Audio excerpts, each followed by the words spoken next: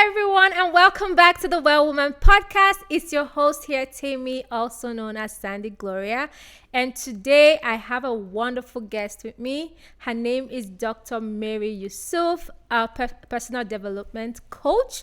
I have been graced to sit under an Enneagram session with her during Come to Adulam, and I am so honored to have her today to talk to you guys. So welcome, Dr. Mary. How are you today? I am very well, thank you. I am so excited to be here. Yeah. Thank you for inviting me. Thank you. So, Dr. Mary, today we just want to know more about you, what you're doing. So, some few questions to ask you. First, who is Dr. Mary behind all the credentials of, the PhD, the coach? Tell us about you. That's a very great question. So I left Nigeria in 2008 for a master's in the UK. So I went in there and I did this master's in instrumentation and control, and I wanted to stay back in the UK. So my whole reason initially for pursuing a PhD was just so that I could stay back. There were other things I was doing apart from the academics that I just enjoyed, part of church and all of that. So I decided to stay back, and I got the opportunity to do the PhD. So I didn't really kind of start out thinking of an advanced degree. So I did that PhD, but there were parts of it that were really stressful.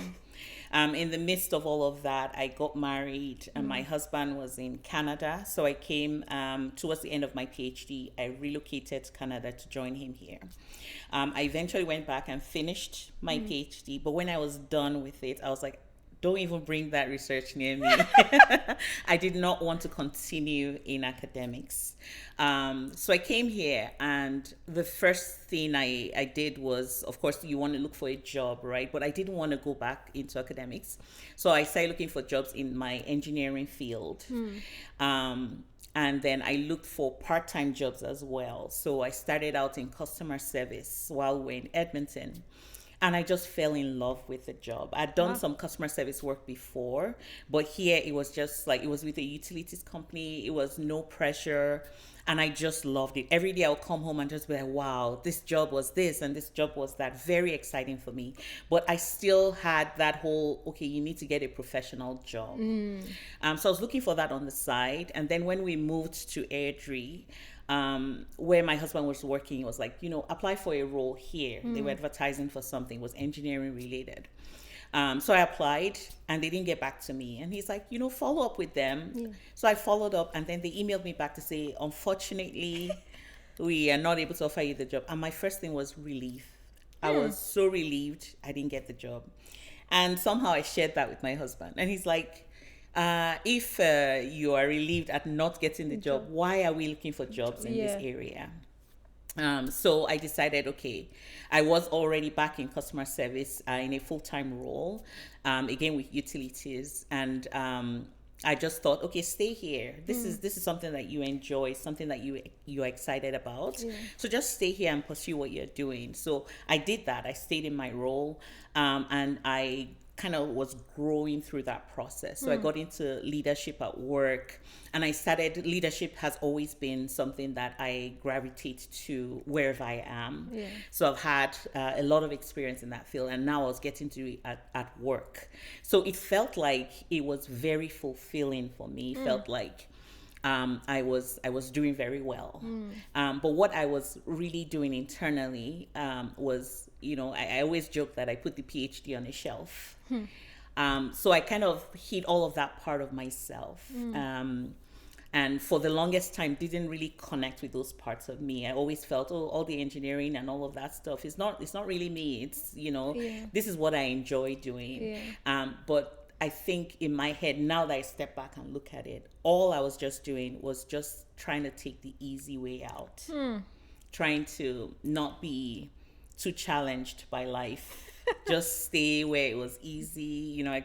I could do this job in my sleep. I thought. Oh, wow. And gradually just continue to do that over and over again. I think just got me to a space where I think I lost connection with my true self. And then I was doing that for years, but then I was also kind of looking at, of course, starting and growing our family. Yeah. And that's where the challenges started, because it wasn't the easy process I thought it would be. I had to wait. I had to go through fertility and all of that, and eventually I had my first kid in 2019. That was after 4 years of trying, and then the second one again after another 4 years of trying. Wow. So that, I don't know, it's Yeah. a long story, Yeah. but it's kind of the process of me kind of almost excelling in certain areas of my life, but really not wanting to be challenged in some other areas. So hiding from those areas and getting to a space where I couldn't even connect with where my gifts were, where my calling was. And I feel like over time I was just hiding parts of myself. Oh, wow. I'm glad to be on the other side, almost on the other side of that. Of course, Yeah. still growing and learning and sharing all of that. But it's been a journey for sure. Wow, that's, I would not have thought that about you. This part, I did not see this part coming at all. Right? Wow. It's So the packaging. It's all a bit packaging. That's it, packaging. Yeah. So how did you get into the personal development coaching sphere? That was kind of my personal experience. So when I had my first child, I think before that, if anybody had asked me to describe myself, I'll say, I'm easygoing, I'm friendly, I'm calm, cool and collected. Yeah. I don't get upset about things, But a few months after I had my kid, there were some issues that kind of went on at home, and I first encountered this explosion. Like I was in rage at something that happened. It was over the top, an overreaction. Yeah. But I was so shocked by it. Till today, I don't even know what I said. Yeah. Whether it made sense, none of that. But it was just me blowing up at something that I didn't like. The second time that happened to me, I was like, wait, who is this person that is jumping out of me and Yeah. becoming crazy? It just seemed so alien to my nature. So I started searching, and I'd always been a fan of all of these personality assessments. And one day I found this email from Life Church where they talked about the Enneagram. I got curious. So I went, explored the site, did the test. The information there was really interesting. So I kind of dove in and I started searching. And oh my God, what I found there was just so powerful. Yeah. Somehow, the Enneagram is great for awareness, right? It helps you shine a light on so many of our hidden areas. So it helped me confront some of the things that were going on internally for me. First was my fear of conflict. Before, if I see conflicts coming like this, my whole body is already Wow. kind of like, I'm feeling nervous, even having physical sweats and all of that, knots in my tummy, all of that. And I noticed that the part when I leaned into conflict, where even at work, I'll take on, okay, let's call this escalated customer or something like that. Yeah. And even though I was very nervous doing that, the outcome of it was, it almost helped me do more. So I recognized that if I leaned into conflict, I actually did better. If I avoided it, it was worse for me. So I actually starting to pay attention to some of those things as I was uncovering them through the Enneagram, started to help me grow and come out of some of those reactions. But it took me a long time. I think I stayed in that space of awareness for up to 4 years, while I was kind of growing through having my kids. When I had my second son, I was again in another kind of space. Like I got really sick, and I just got into this space of, why me? Who is me? And I stopped working on myself. There were things I was aware of, but I'll even laugh about. And one of them was the ability to turn a mountain into a molehill. So something that is very serious, to kind of make it not as serious. And during the latter part of my pregnancy, there were some things that I think I should have taken action on right away. That I didn't. I was like, okay, that must be fine. We don't need to go and see the doctor for something like this. But I had to go do like some ultrasounds anyway. So during one of those ultrasounds, they found that something was wrong with the baby, and I had to go to the hospital right away. The baby was fine afterwards. Everything went well. But I think that the thought that stayed with me was, I knew this about myself, but I didn't do anything with it. So I stayed in that place for some time, just thinking, what if the worst had happened? How would I have even, I would have blamed myself for the rest of my life. So I decided, okay, I'm going to take a step and just grow myself. So I got into one of John Maxwell's books on the 15 invaluable laws of growth. And I think the very first chapter, it said something like, life is in session. Are you present? And, I honestly just sat up. Immediately, I was like, wait, that feels like a call to attention. It felt like I had wasted so many years doing other things or just not being involved in my own life. And I wanted that to change. And I recall talking about a friend about leadership coaching with a friend, that this is something I've always wanted to do. That maybe one day, 5 years from now, I'll get into it. And then at that point, I was like, you know what? Let me even start something. So I decided to attend one leadership event that was hosted by John Maxwell. It was virtual, and I was on leave at the time, so I was able to attend the full day. And I remember thinking about all the speakers that came up. I was like, wow, these people have been doing this for so long. How can I become one of these people? And I remember distinctly telling myself, you know what? I turned 40 this year. The time has passed. I actually told myself that this can't happen again. But when I read that book and I went back and I started taking steps to grow myself, I was like, no, you know what? It doesn't matter how long has passed, I can start. So I started researching, looking into coaching. And as soon as I started doing that, it's like God just opened doors. Suddenly resources were coming my way that I could. So in fact, I think the next, I went to the other side of it. Instead of not doing anything, I now wanted to do everything. Wow. So I jumped into, I signed up with the John Maxwell coaching team, got my certification there for coaching, speaking, and training for leadership, but also for personal growth.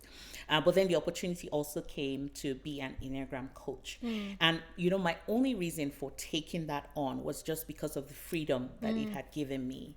That deep awareness, even though it wasn't the thing that brought about the change, but it helped me see what needed to change. And then I could go to God and say, okay, these are the parts of me that you just have to do something about. And, I started seeing change. I started seeing change in my relationships. Started seeing change in how I showed up at work. So many things changed for me. And I wanted to be able to bring that experience to as many people as possible. It goes so deep. It uncovers so many deep motivations, but it also gives us a picture of the true identity of who we are, who God created us to be. And that's really my passion right now, is for as many people to see themselves as God sees them, and the light and the power that they have. Because I think sometimes we are scared of our true nature. We're scared of our true power. So we hide, we dim our light. For the longest time, I probably wouldn't have answered to Dr. Mary without giving some comments about, please keep that doctor in one corner. Or just trying to dim that light in some way. That's kind of why I got into coaching and all of that. It's, the passion for me is discover yourself, identify the areas that you need to grow, and then take action. Do what you need to do to grow and establish yourself, not just as a leader of others, but even as a leader of your own self. This isn't just a t-shirt, it's a declaration that I'm protecting my peace and I'm choosing rhythm over hustle. Yes, self-care is my birthright. And if you need to grab yours, you can go to our website, www.rtsbysandagloria.com, and shop our t-shirt. Self-care is not a luxury, it's not a necessity, it's our birthright. And whatever self-care means to you, that's what it is. Cheers to protecting your peace. Wow, that was so amazing. I was like, wow, you have very rich story. Yeah, I hear that a lot. Even too, I've gone through this whole part of, it's too late, maybe not now, maybe something. And I totally, as soon as you said that, I could totally relate. And I could also relate to the part about when you'd said yes, things started opening up. Like this podcast, for example, like everything about RTS, I know God had always wanted me to do so many things, bring women together, do all that. I've done that informally, but the minute I said yes, Doors started opening, like you were one of the doors. I just said, I love this lady, I've been seeing the things she's been saying and all the mom stuff, and I reached out, right? So it's very amazing. Okay, one question. So as a coach, you kind of already touched on it. So as a coach now, I know you have something like the moms thing and all that. How do you work in the community with all that? So right now, last year, somewhere in the middle of last year, I felt God was leading me to start something, a community just for parents to come together.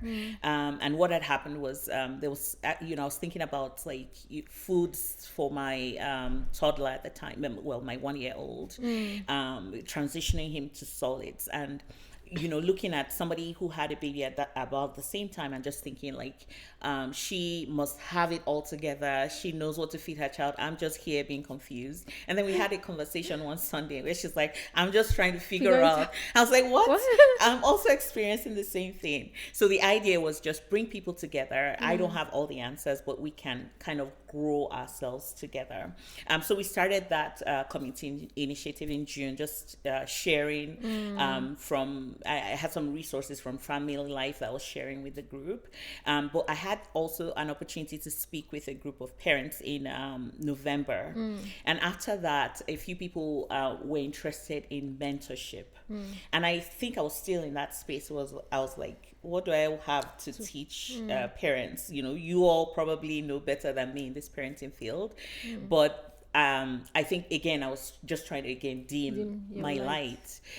So it took some months. I'm probably still working through some of that, but my goal was get people together, get them to learn from somebody. So I invite somebody who's like a family mentor, maybe in different fields, that can share something with us. And the goal at the time was just to do these calls for a year. So we have a call monthly, and we're putting together all of those videos and all those sessions, so that's always available for free to anyone who's interested. And we've touched on things like intentional parenting. We've talked about building resilience in your kids and yourself. We had a powerful session in March on shame, so just uncovering shame and stepping into courage. Last month we talked about what it means to be a thriving mom. So it's kind of just gathering all those resources, putting them together so people can access that information. And so every month I just share and see who's available to attend, but afterwards we share the video too, so people can just have that available. Anybody who's able to can connect and learn from that. Wow, our community is blessed to have you, for sure. Okay, so I know you talked about how you read John Maxwell's book and you had that aha moment, right? But aside that, was there any other moment in your life you knew like this something has to change? I think there've been several. There've been several of those, but the most powerful has been my relationship with my son. So one of the things I discovered about myself was that not wanting to get into conflict meant that I wasn't facing some of the things I should have been facing. So what happens when you're doing that is the conflict is still in there somewhere, still just building up. You are thinking, okay, I'm not getting upset at this, but it's building up. And somehow anything that's building up like that is going to spill out. So unfortunately, that was spilling out in my relationship with my son. And it was, little things. And I would get really upset at him, and it seemed easier to actually pour all of that on him. I don't know, he was so little. So I'm not sure what was going on there for me, but I think the fear for me was, okay, you know what, if this continues, my relationship with this child is not going to be great, and he's still so young. And I remember as I had been kind of noting what was going on, I would go and apologize to him if I maybe overreacted about something, yelled at him. I will apologize and say, mommy's working on this, and I'm going to I promise it will get better. And one day I had blown up about something again, and I apologized to him as we're going down the stairs. And he looked at me. He was just about 4 years old at the time. He looked at me and then just turned and continued doing what he was doing. And I think what struck me at that moment was, this child has heard this too many times. And I just thought, okay, I can't keep saying it's going to change if it doesn't change. And then I started trying to figure out, like, because at that time I was just thinking, okay, yes, I blow up occasionally because I get upset, but I wasn't tracing it to the root. So what I started doing was stepping back and looking at, okay, why did I get so upset at this? For instance, the first one was every time getting ready for preschool. He loves to play in the morning, and he's a child. He's supposed to play. But I wasn't like an early riser. So by the time I get up, I want to just like go straight, get everything done in this 30-minute period. But he needs an hour. In fact, I need 2 hours to get everything all set. But I wanted to rush that time, and I wanted to get to school on time. So I stepped back and I thought, okay, well, if I need to give him time to play, then I need to get him up earlier. If I need to get him up earlier, then I need to wake up earlier. So it turned out it wasn't because he was playing that I was getting upset. It was because I wasn't getting up early enough to get everything ready. The other thing I found that was giving me pressure was how the teachers would view me. You know, when I get there and we're late a few minutes, would they think I'm a bad parent? And I was like, wait, it's preschool. It doesn't matter. Right? I know, yes, we want to be on time, but if we're not going to be on time, that shouldn't damage my relationship with my son. Like weighing the two, it just didn't make sense that I was putting myself under pressure for appearances when something more important, my relationship with my son, was at risk. So I think when I started to trace like what was causing the upset in the first place, it was now easier for me to let go. Now I wasn't concerned about my reputation with the school. It didn't matter. I would get my son there when we could get there. And that lessened the pressure a bit.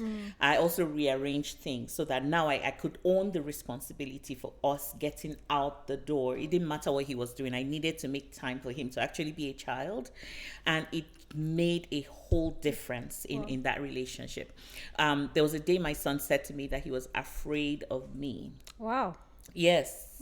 And I was like, I'm just this nice person, right? So that was really scary for me to hear, because he's so young, and if he was already feeling that way, it meant that when he saw me getting angry, it wasn't just that I was getting. For me, it seemed like, okay, it's just a reaction to something, but for him, he was seeing so much power, and it was intimidating.